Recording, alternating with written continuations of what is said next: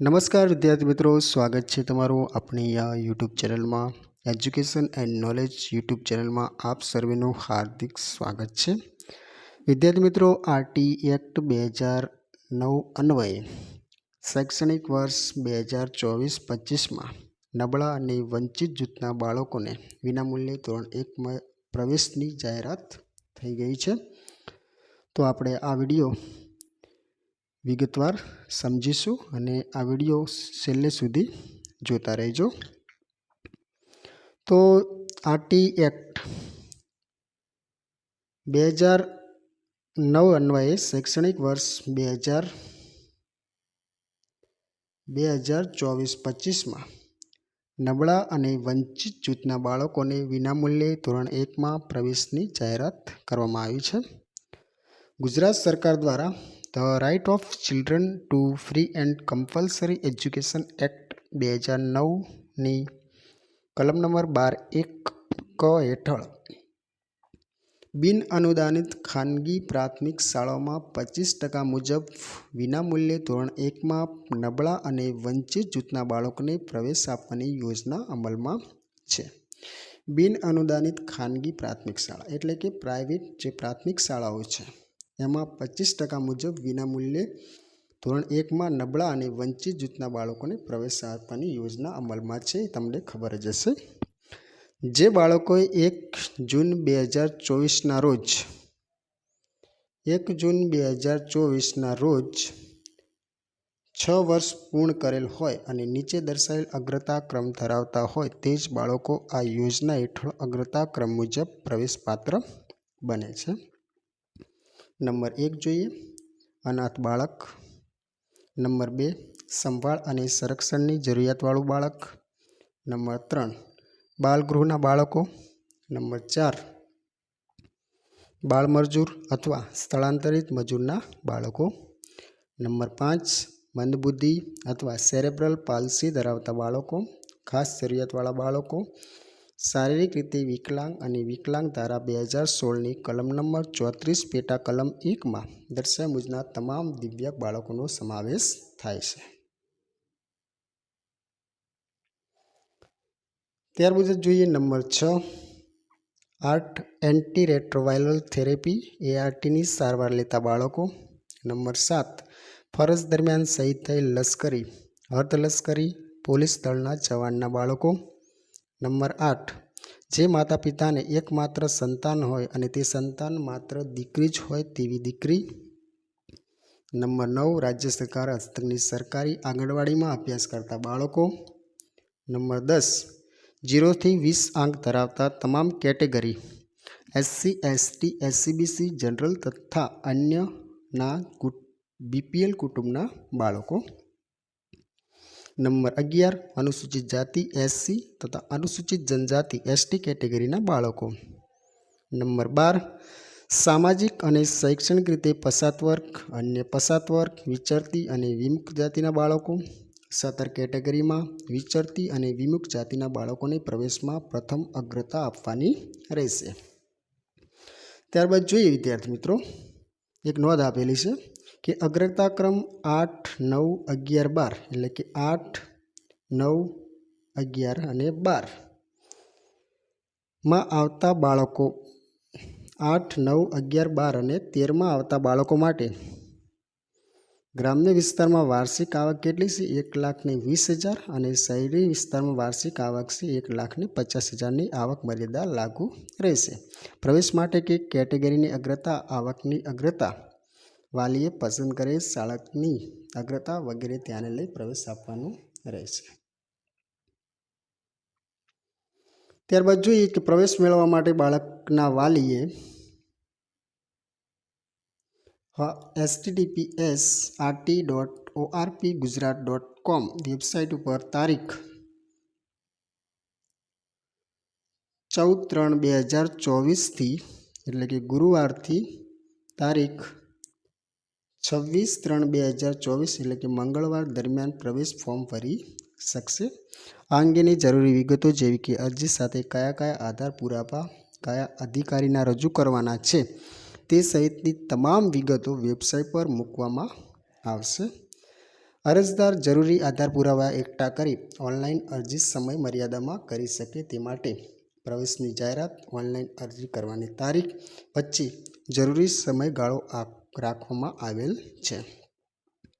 વાલીએ online form ભરતી વખતે જરૂરી આધાર પુરાવો જેવા કે જન્મ તારીખનો દાખલો, રહેઠાણનો પુરાવો, જાતિ કેટેગરીનો દાખલો તેમજ સક્ષમ અધિકારીનો આવકનો દાખલો, ઇન્કમટેક્સ રિટર્ન કે જે ઇન્કમટેક્સ ભરતા હોય તથા ઇન્કમટેક્સ રિટર્ન ભરેલ ન હોય તે કિસ્સામાં આવકવેરાને પાત્ર આવક ન થતી હોય એ અંગેનું સેલ્ફ ડિક્લેરેશન જો લાગુ પડતું હોય ત્યાં વગેરે અસલ આધારો ઓનલાઈન અપલોડ કરવાના રહેશે. ઓનલાઈન ફોર્મની પ્રિન્ટ વાલીએ પોતાની પાસે રાખવાની રહેશે અને ઓનલાઈન ભરેલ ફોર્મ ક્યાંય જમા કરવાનો નથી. વિદ્યાર્થી મિત્રો ખાસ ધ્યાન રાખજો અથવા વિદ્યાર્થીના વાલીઓએ ખાસ ધ્યાન રાખવા જેવી બાબત છે કે ઓનલાઈન ફોર્મ ક્યાંય જમા કરવાનું નથી. બરાબર, ઓનલાઈન ફોર્મની પ્રિન્ટ વાલીએ પોતાની પાસે રાખવાની રહેશે. આ ખાસ ધ્યાન રાખવું.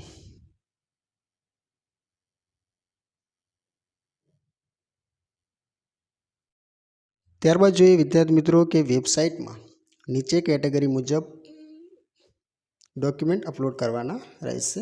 એટલે કે તમે જે ઓનલાઈન ફોર્મ ભરો છો તેમાં કયા કયા ડોક્યુમેન્ટ જોઈશે તે આપણે વિગતવાર જોઈશું. તો નંબર 1, અનાથ બાળક માટે.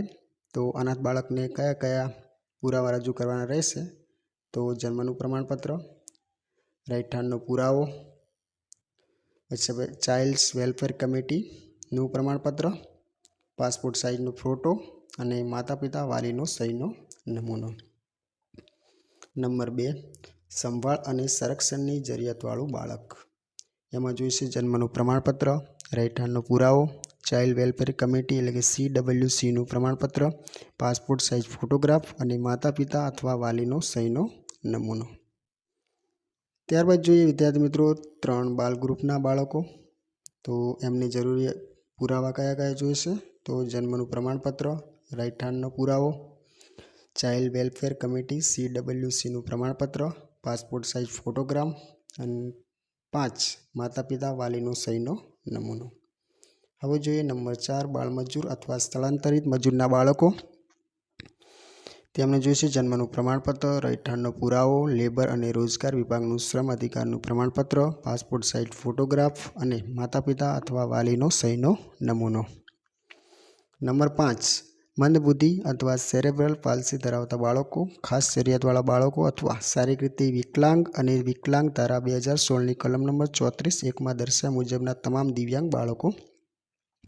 તો તેમને જોઈશે જન્મનું પ્રમાણપત્ર, રહેઠાણનો પુરાવો, સિવિલ સર્જનનું પ્રમાણપત્ર એટલે કે 40% તેથી વધુ ટકાવારી ધરાવતું પ્રમાણપત્ર.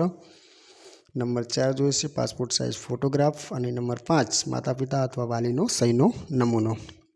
ત્યારબાદ જોઈએ નંબર 6, ART એન્ટી રેટ્રોવાયરલ થેરેપીની સારવાર લેતા બાળકો.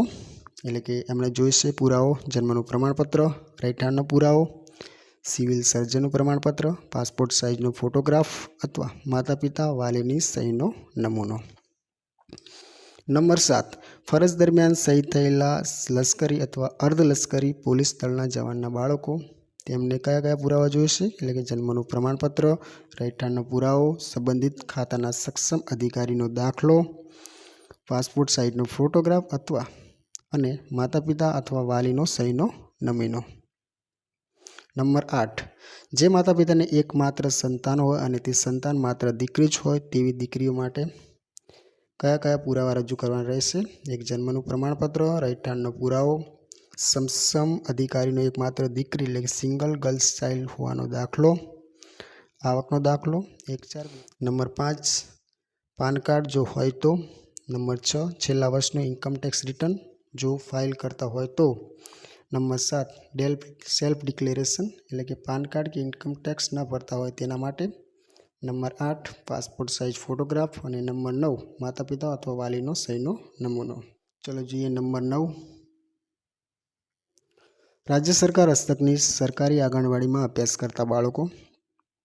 તેમને કયા કયા પુરાવા રજૂ કરવાના રહેશે? એટલે કે 1 જન્મનું પ્રમાણપત્ર, 2 રહેઠાણનો પુરાવો, નંબર 3 આંગણવાડીમાં અભ્યાસ કરેલ છે તે મતલબનું સક્ષમ અધિકારીનું પ્રમાણપત્ર, નંબર 4 આવકનો દાખલો, નંબર 5 પાન કાર્ડ જો હોય તો, નંબર 6 છેલ્લા વર્ષનું ઇન્કમ ટેક્સ રિટર્ન જો ફાઇલ કરતા હોય તો, એટલે કે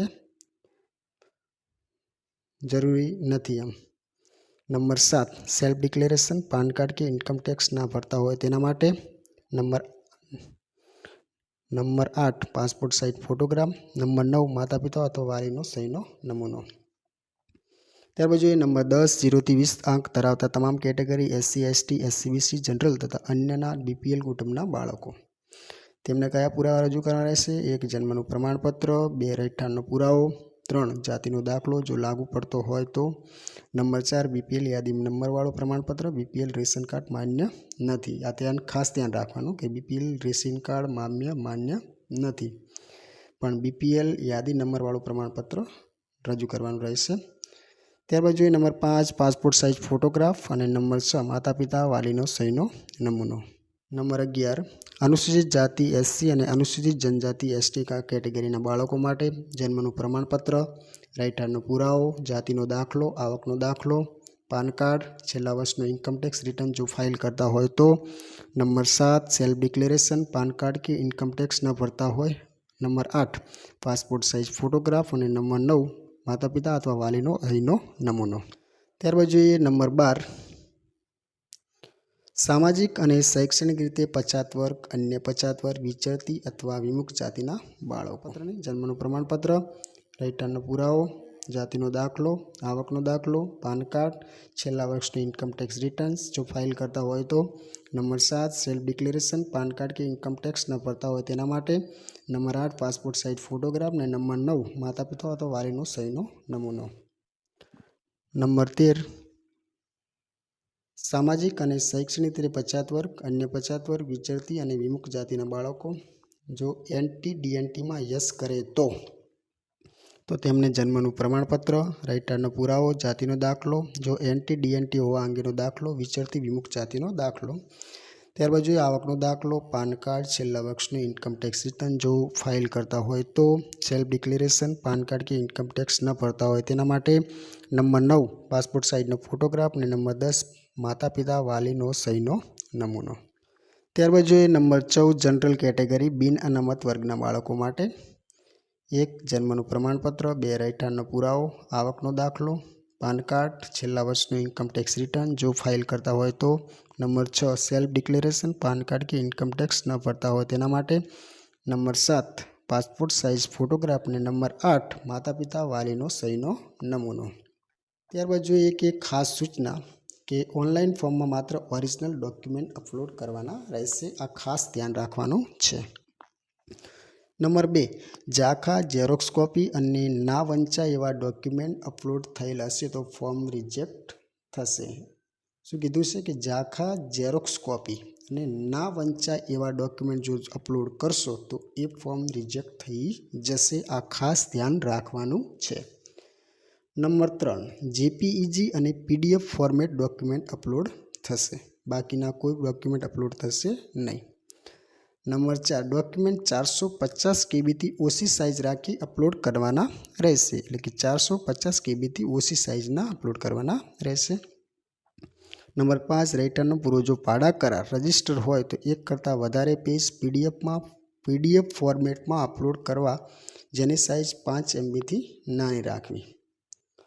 ત્યારબાદ 6 પાન કાર્ડ ન ધરાવતા, પાન કાર્ડ ધરાવતા હોય પરંતુ ઇન્કમ ટેક્સ રિટર્ન ભરેલ ન હોય તે કિસ્સામાં આવકવેરાને પાત્ર આવક ન થતી હોય તે અંગેનું નિયત નમૂનાનું સેલ્ફ ડિક્લેરેશન ઓનલાઈન ફોર્મ ભરતી વખતે ફરજિયાત અપલોડ કરવાનું રહેશે. આ નમૂનો તમને વેબસાઇટના હોમ પેજ પરથી મેળવી લેવો. નંબર 7 ઇન્કમ ટેક્સ ભરતા હોવાના કિસ્સામાં છેલ્લા વર્ષનું income tax return IT return ફરજિયાત અપલોડ કરવાનું રહેશે.